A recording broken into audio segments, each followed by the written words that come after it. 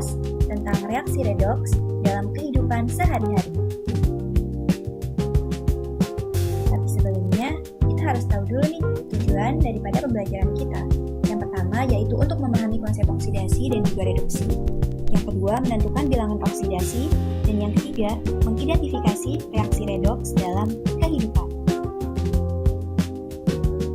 Nah, teman-teman, kenapa sih kita perlu belajar tentang reaksi redoks?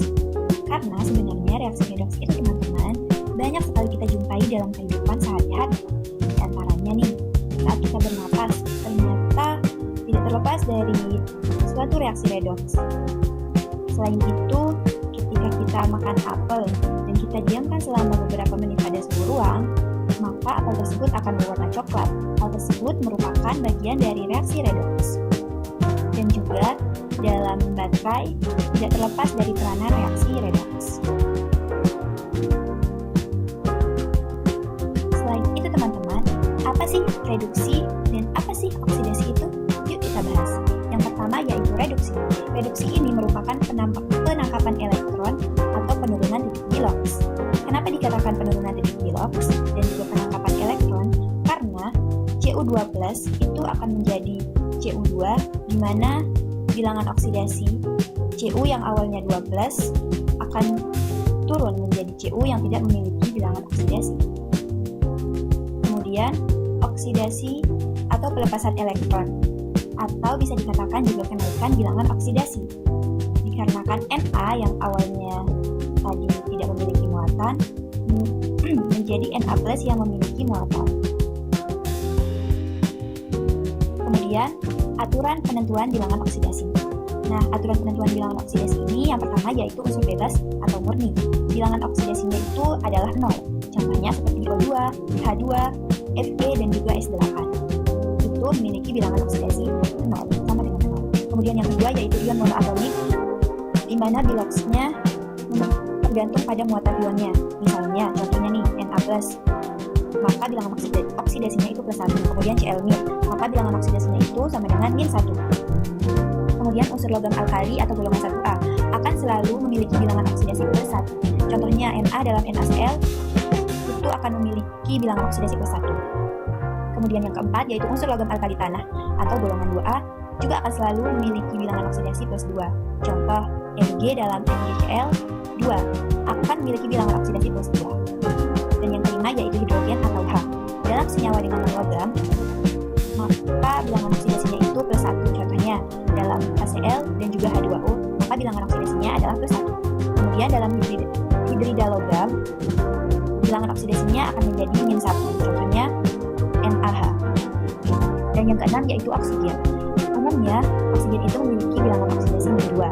Namun, dapat dikecualikan dalam peroksida seperti H2O, O2, itu bilangan oksidasinya menjadi -1. Dan dalam senyawa dengan fluor seperti OF2, maka bilangan oksidasinya akan menjadi +2. Kemudian yang ketujuh yaitu unsur halogen seperti F, Cl, Br, dan I. Fluor akan selalu -1. Cl dan juga Br dan juga I biasanya -1 juga, tapi bisa berubah jika berikatan dengan unsur yang lebih elektronegatif. Kemudian yang kedelapan yaitu jumlah total biloks. Dalam senyawa netral, total biloksnya itu sama dengan 0. Dan akan tetapi dalam senyawa ion poliatomik, total biloks akan sama dengan total muatan ion. Nah, biar nggak bingung, kita langsung kasih contoh soalnya aja nih. Yang pertama yaitu H2SO4. Di sini kita akan menentukan bilangan dari CS, di mana H itu memiliki jumlah bilangan oksidasi +1. Dan karena di sini jumlah H-nya itu ada 2, maka ditotalkan menjadi +2. Kemudian O itu memiliki bilangan oksidasi -2. Dan jumlah O-nya di sini itu ada 4 sehingga ditotalkan menjadi -8. Nah, total biloksnya itu sama dengan 0 dikarenakan dia senyawa netral atau tidak memiliki muatan. Rumusnya yaitu +2 ditambah X ditambah -1 sama dengan 0. Sehingga X-nya sama dengan +6.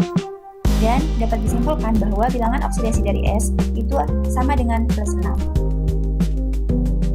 Contoh selanjutnya yaitu pada KNO4 atau kalium permanganat, di mana di sini kita akan mencari bilangan oksidasi dari si Mn. Pertama kita harus mencari tahu dulu nih bilangan oksidasi dari K. K memiliki bilangan oksidasi +1, sedangkan O memiliki bilangan oksidasi -2. Tapi, karena kan jumlah O ini ada 4, maka O ditotalkan atau 2 dikali 4 menghasilkan -8. Jadi, total bilox O, karena dia merupakan senyawa yang netral, tidak memiliki muatan, sehingga total biloxnya sama dengan 0. Sehingga dapat dirumuskan bahwa +1 ditambah X ditambah -8 sama dengan 0. Jadi dapat didapatkan yaitu X sama dengan +7, sehingga bilangan oksidasi dari Mn itu adalah +7. Kemudian identifikasi reduktor dan juga oksidator. Nah, reduktor ini teman-teman merupakan zat yang mengalami oksidasi atau memberi elektron. Sedangkan oksidator adalah zat yang mereduksi dirinya sendiri karena dia menerima elektron. Nah, reaksinya seperti apa sih teman-teman? Contohnya yaitu reaksi 2Na plus Cl2 menghasilkan 2NaCl. Penjelasannya, Na yang memiliki muatan anol menjadi Na+, sehingga memiliki muatan +1. Ini dinamakan reaksi oksidasi karena ia mendapatkan elektron. Dan ion Na ini karena dia sifatnya memberikan muatan, memberikan elektron, sehingga Na dinamakan reduktor. Kemudian oksidator merupakan zat yang mereduksi dirinya sendiri. Cl yang awal muatannya 0 itu menjadi Cl-, sehingga muatannya itu menjadi -1. Nah, di sini terjadi penurunan, sehingga dinamakan reduksi. Cl2 karena dia menerima elektron, dia berperan sebagai oksidator. Selanjutnya terdapat metode penyetaraan pada reaksi reduksi.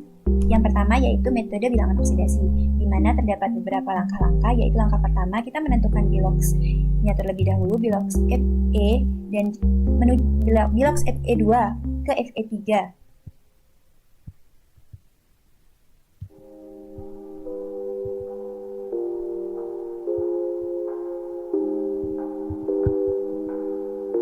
Nah, dalam reaksi oksidasi juga terdapat metode penyetaraan. Yang pertama yaitu metode penyetaraan menggunakan metode bilox.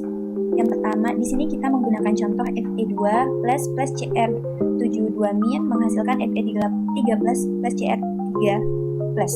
Langkah pertama yaitu kita menentukan biloxnya terlebih dahulu, bilangan oksidasinya terlebih dahulu.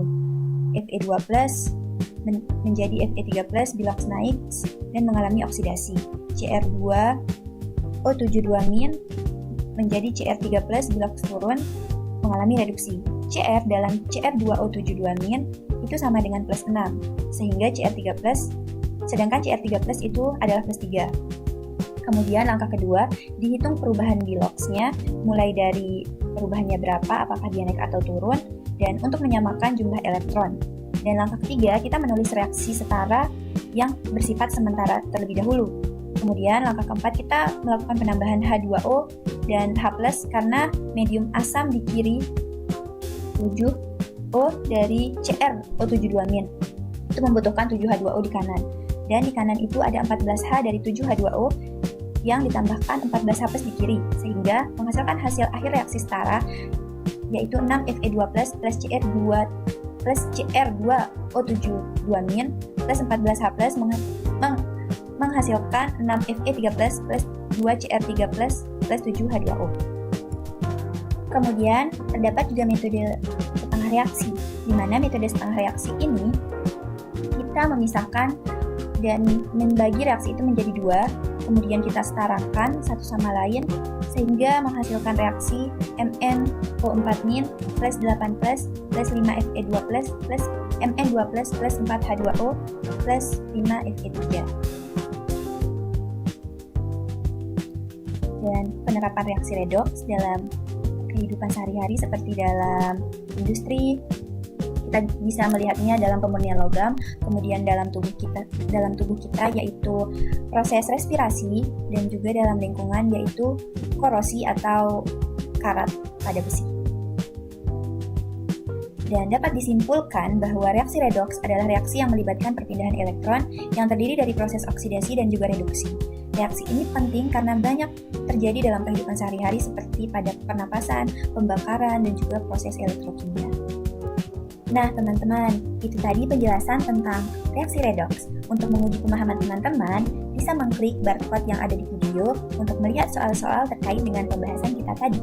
Sekian dari saya. Wassalamualaikum warahmatullahi wabarakatuh. Sampai ketemu di video selanjutnya ya.